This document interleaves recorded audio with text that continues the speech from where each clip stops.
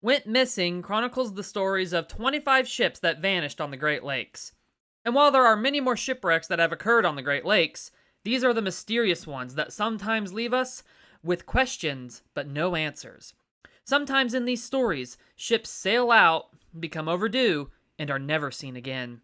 Today we are going to cover a story from Lake Superior, Lake Michigan, Lake Huron, and Lake Erie, taken straight from this book. I will read the story off camera, write notes down, and then retell it to you like I did in the last video on this topic. Be sure to check out Volume 1 if you haven't seen it yet. It is linked in the description.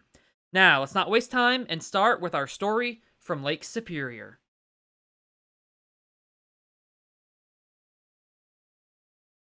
Vanishing on Lake Superior in 1902, the 1,620 gross registered ton vessel Bannockburn had quite the history to her name, and her loss has inspired many a tall tale teller and writer ever since she disappeared to create their own version of the story. This is the story of one of the most infamous losses on the Great Lakes ever. The Bannockburn. She was 245 feet long and had a beam of just over 40 feet. And she was owned by the Montreal Transportation Company of Quebec. She was seen by all as a well-built ship. She was even raised following a sinking in shallow water in 1897, but she would not be so lucky after going down for a second time. In fact, she has never been found again after this second time.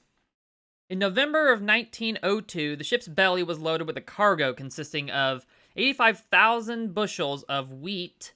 And on November 21st, after what seemed to be only a minor grounding incident the day before, she cleared the harbor and made out into the vast open waters of Lake Superior. According to the papers, her destination was Midland, Ontario. Her trip seemed to start well, and she was sighted that same evening that she left port by another vessel called the Algonquin when she was around 50 miles southwest of Passage Island. At the time of this sighting, the ship was battling a strong headwind that cut down over her sharp bow. Visibility was severely decreased, but this was nothing that she shouldn't have been able to handle. But that night, one of the worst storms in the recorded history of the lake struck the region, and by morning the worst had come to pass. As the lake surface calmed following the weather, from choppy foam back to the tranquil blue color we all love when we see the Great Lakes, people noticed that the ship was overdue at her scheduled stops, and for days she was routinely posted as overdue.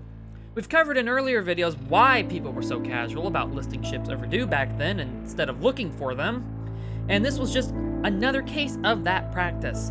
The opinion was that there was no danger and that the ship was safe, tucked in some cove that she sheltered in, or that the weather had simply caused her to slow down. But 6 days later, people became worried and noticed something was wrong. She hadn't shown up and was immediately declared lost beyond hope of recovery by her owners.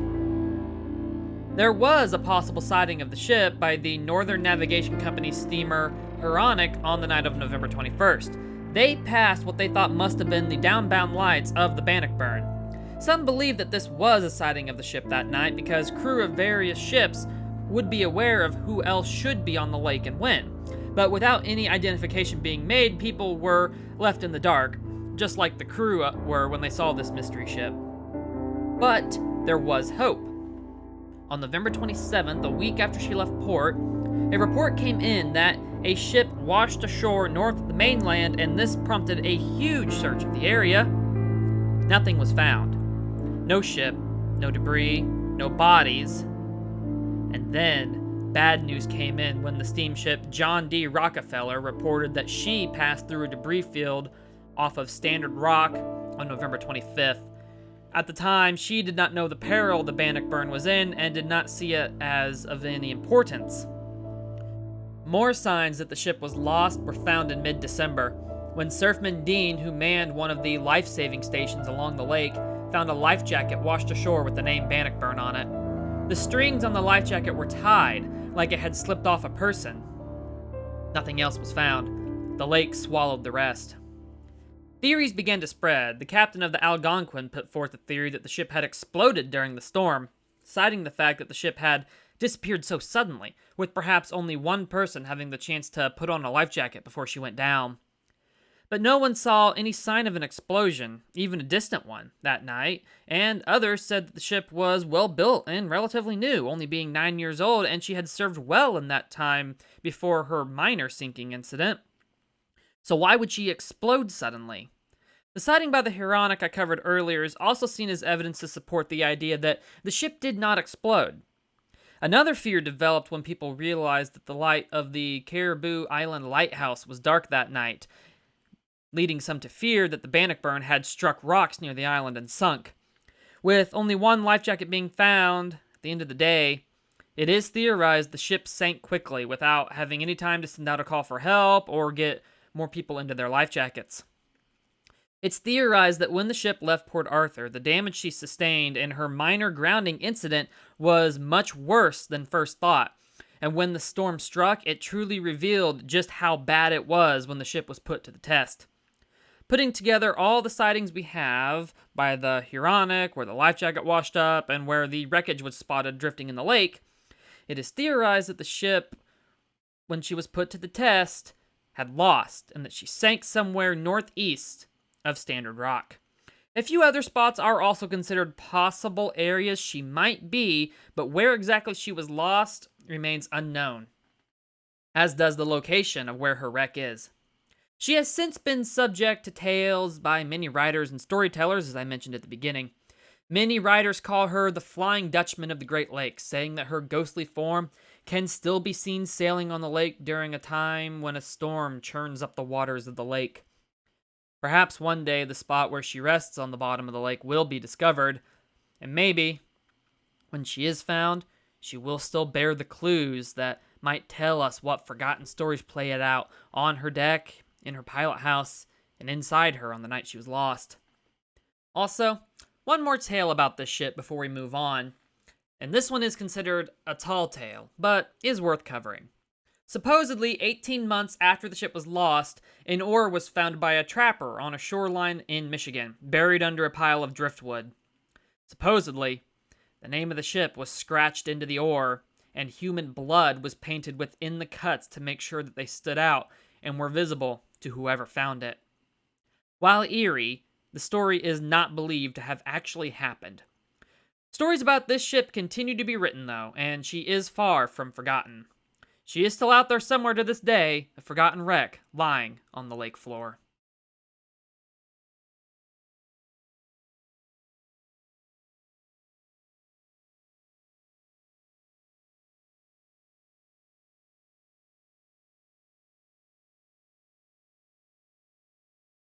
Moving over to Lake Michigan, we have the story of the disappearance of the Chicora. She was built in 1892 by the Detroit Dry Dock Company, constructed for the Graham and Morton Transportation Company, and she was loved. She was seen as just not any other ship, but rather one of the best passenger liners and cargo carriers on all of the Great Lakes.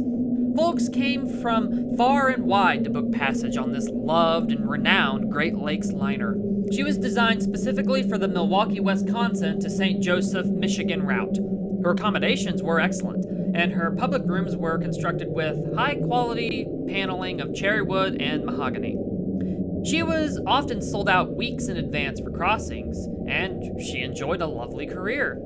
She was well-built, capable, and could consistently make the roughly 100-mile voyage in any weather conditions that were thrown at her. Of course, during the winter, the time of year that you don't want to be on the lake if you can help it, the passenger and cargo traffic died down quite a bit, and steamers like the Chicora weren't needed for those months, so she was laid up in dry dock for the winter. Usually. And again, this was a good thing. The really bad storms strike the lake during the winter months most commonly, and vessels were not insured during those months because of this major hazard. However, due to a late-season grain harvest in 1895, the ship was brought out of dry dock to help with the overwhelmed trains in getting the harvest across the lake.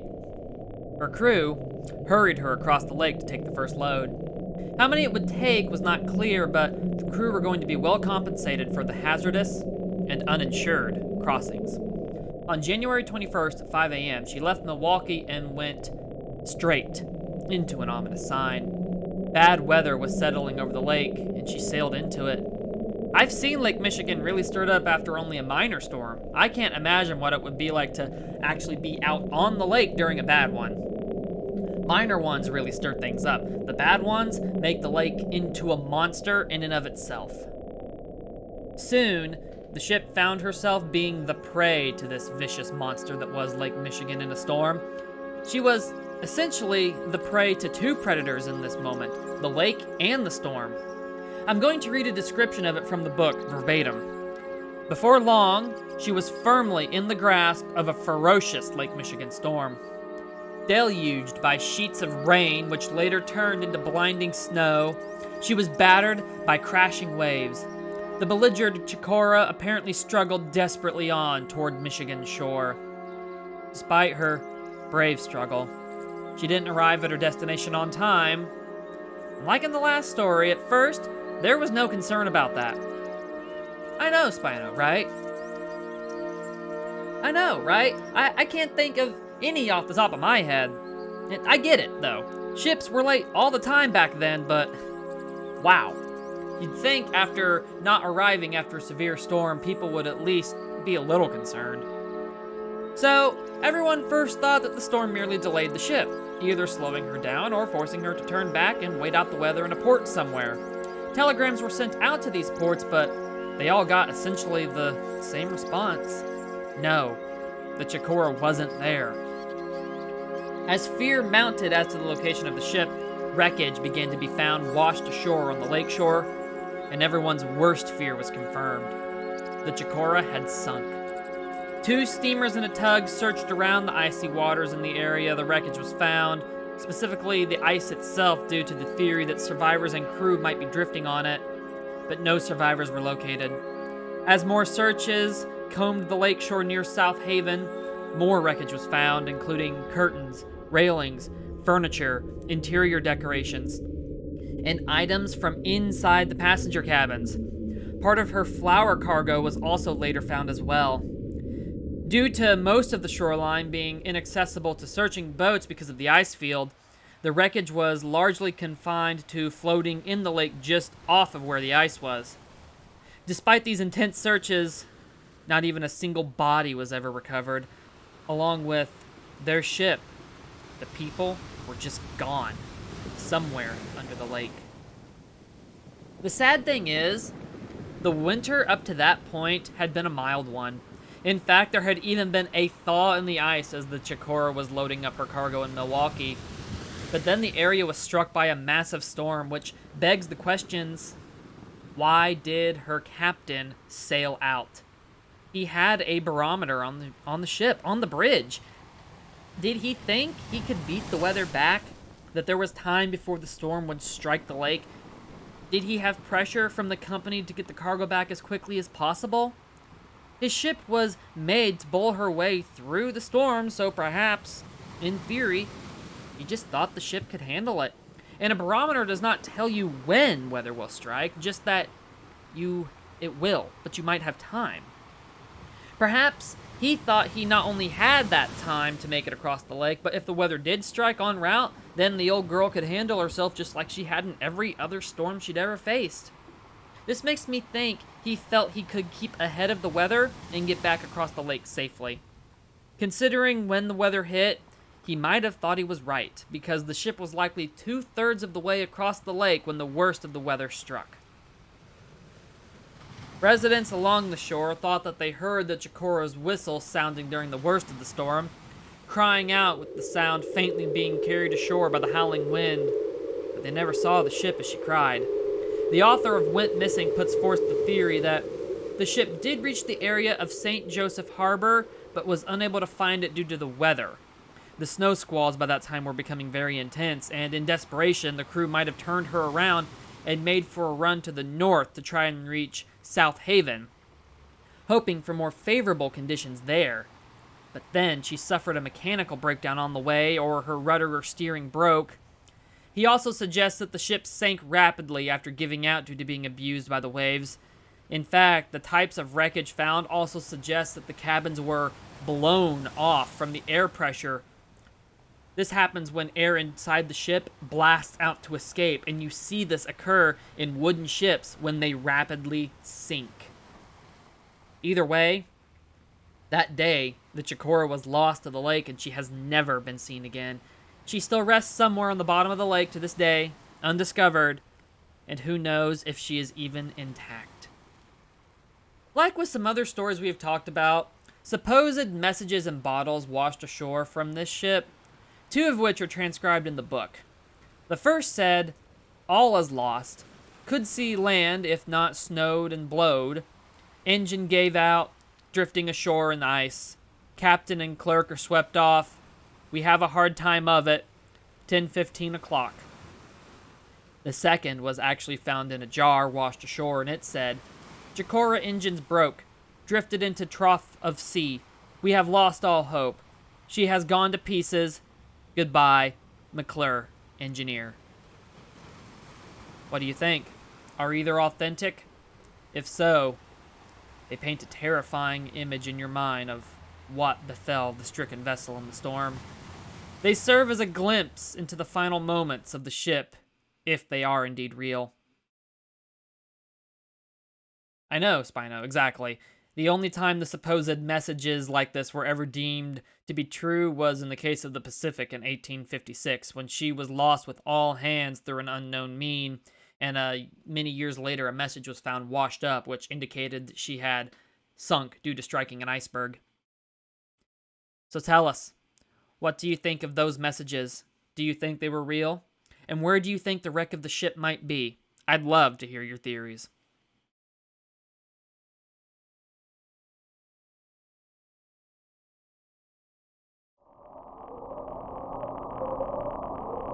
All the clues we have for this one come from the discovery of an overturned hull found floating in Lake Huron in 1850. It only gets better too, Spino. If it wasn't for that discovery, though, we'd likely have no idea what happened to this ship at all, or at the very least, a much less complete picture. This is the story of the Waubuno. In the spring of 1880, the overturned hull of a large vessel was found floating near Moose Bay, and it was determined to be the overturned hull of the Waubuno. The Waubuno had vanished without a trace in the previous November. So, why and how did it reappear here? Finding the floating overturned ship only raised more questions than it actually answered at the time. Such as, where were the bodies of those who had been on board? Why were none found with the ship? And how many were on board? And what even happened? How did she overturn? The Waubuno herself had been built back in 1865. She was a paddle wheeler who sailed on Lake Superior and Lake Huron, where she was ultimately lost. As her service on Lake Huron began, she was growing older and unable to battle the severe gales that she had once conquered against. In November of 1879, she was waiting in Collingwood for a strong nor'wester to pass. The waves of these storms were mountainous, and the ships were waiting it out until they could leave their moorings when the waters calmed again. The Waubuno herself at the time was fully loaded with freight, and tucked away inside of her was a cargo of produce, livestock such as cows and horses, as well as a number of passengers who were in her care. Now, the number of passengers on this trip had actually dropped considerably due to the weather, with many seeking lodgings ashore and off the water as this weather continued. And when the Waubuno left port at 4 a.m. on November 22nd, she only had 24 people on board, 10 passengers and 14 crew. After she left port, the Christian Island lighthouse keepers noticed her passing by at what would have been about a third of the way through her trip. Thick snow squalls struck shortly later, and the captain of the ship had to run her ahead to a sheltered bay on his instincts alone. There was no visibility. Lumberjacks on the shore heard the Waubuno's whistle at a point further along on her route, but they never saw her. Waubuno steamed into a storm, and she would never steam out of it. Waubuno didn't arrive at her destination on schedule, and a search set out to find her right away. Thank goodness. So a search set out to find her passengers and crew right away, but they didn't find any trace of the ship, just her cargo scattered along the shore. No bodies were found and no trace of the ship, at all, no matter how much they searched for her. She was just gone. So that brings us back to how this story began, when her overturned hull drifted ashore from out of the lake and was found in the spring of 1880. Some more wreckage was found in the following search as well, but no answers about what happened to the ship were uncovered. Yeah, good point, Spino. This really has the same eerie feeling. The unknown factors at play.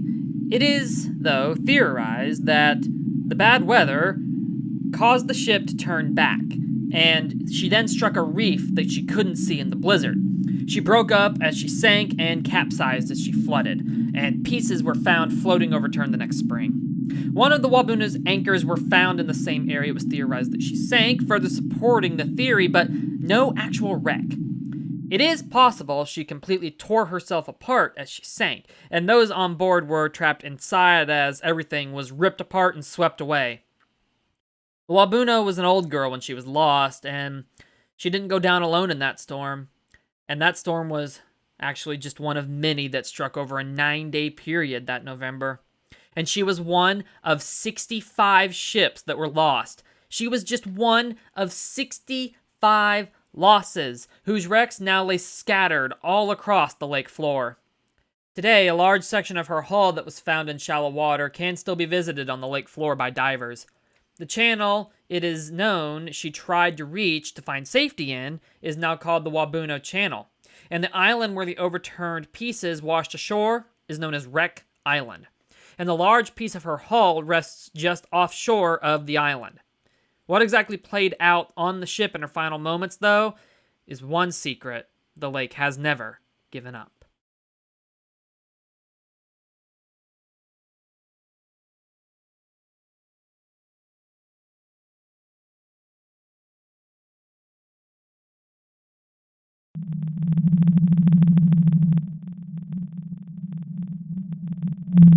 On to Lake Erie for, ironically, one of the most eerie of them all that we've heard today, and one of the most interesting. Because this ship not only vanished, she was found again and sailed again. This is the story of the Sachem, the ship who vanished completely and inexplicably, but was found, raised, and saved. In 1950, the old tug Sachem, which had been built in 1907 in Buffalo, New York for the Empire Engineering Corporation, which was 71 feet long in length and had a beam of 20 feet and weighed 100 gross registered tons, was getting ready for what would be seemingly another typical crossing. In the winter of 1949 to 1950, she was converted from a steam-powered ship into a diesel-powered one. It seemed the old girl had a second wind and was ready for many more years of service. On Monday, the 18th of December that year, she was en route to Dunkirk from Buffalo so she could pick up the Derrick Scow, Ohio, and tow it to Detroit, Michigan.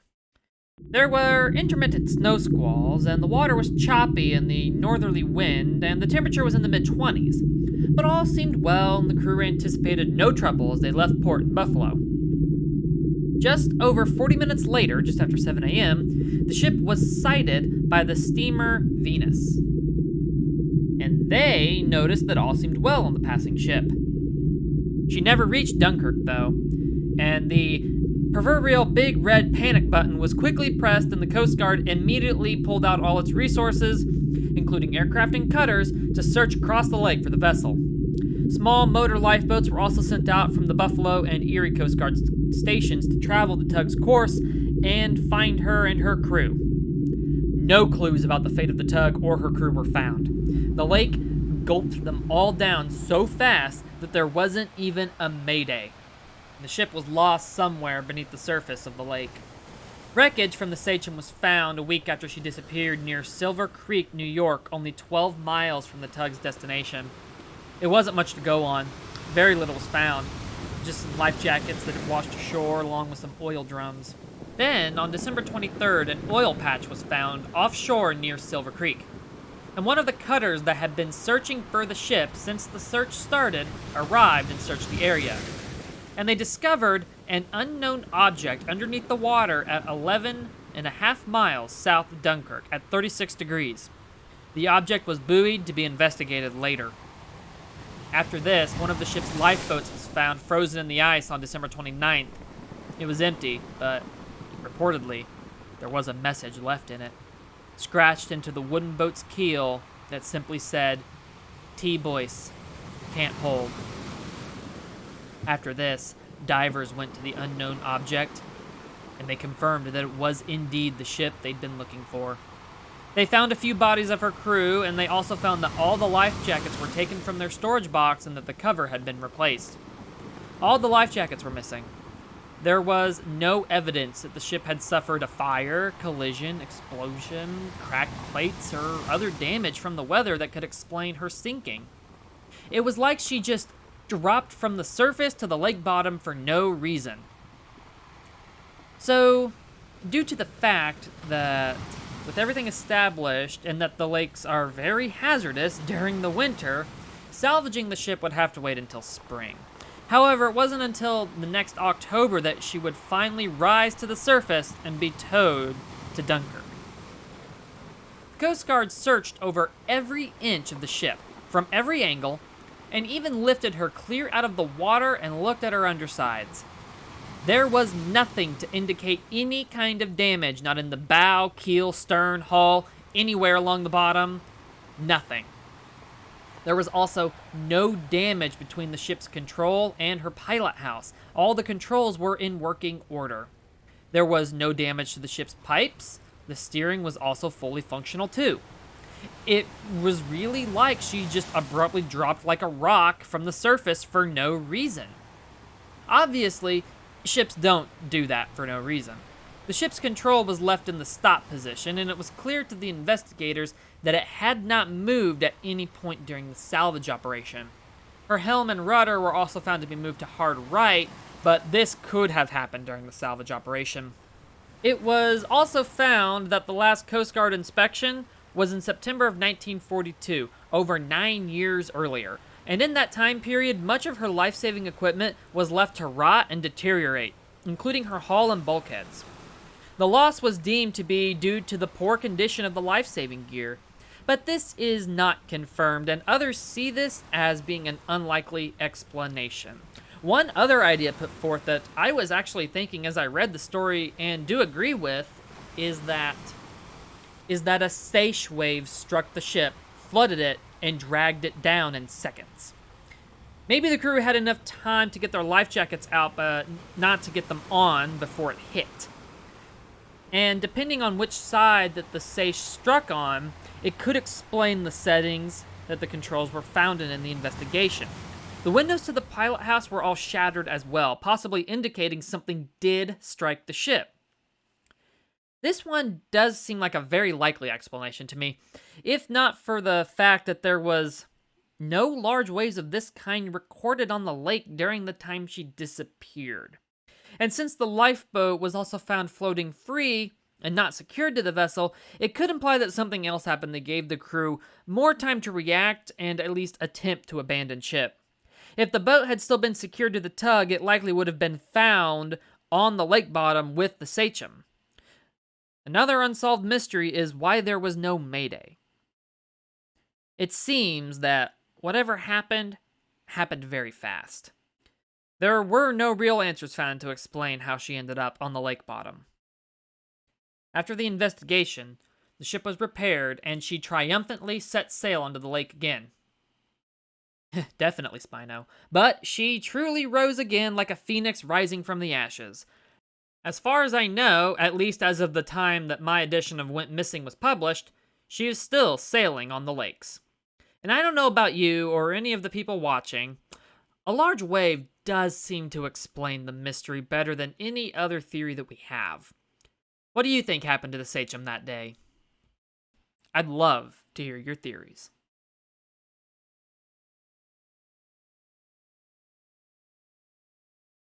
That was a story from 4 of the Great Lakes, and with that, our tales are at an end. I hope you enjoyed, and if you did, please like and subscribe. It not only really helps me grow, but also lets me know that this is a video you enjoyed, and that you want to see more like it, and it lets me know what I need to make more of in the future. Also, tell me in a comment which of these stories was your favorite. I'd love to know. I think mine was the last one. And if you enjoyed this video, check out my Ships That Vanished at Sea series as well. We have covered so many in that series that I know there's no way you've heard of all of them. I'll link more videos about ships in the description, so please check them out if any interest you. And come back tomorrow too, because there will be a little mini bonus video coming out about the disappearance of the Lord Spencer. And on that note, before Spino flips out that I am still not doing the video he wants, I want to say that I hope you'll stick around. Thank you for watching, and have a good one, everyone.